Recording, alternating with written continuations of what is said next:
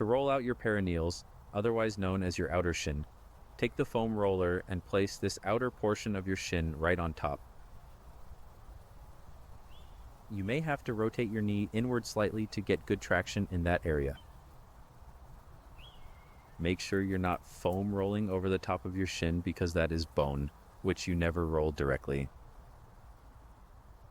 You want to feel it on your muscle, moving nice and slow. Use your foot or your hands to control the intensity. You can move down if you like a little bit of extra pressure. Stack your other leg on top of the first and come down to your elbows so that you can move up and down nice and slow.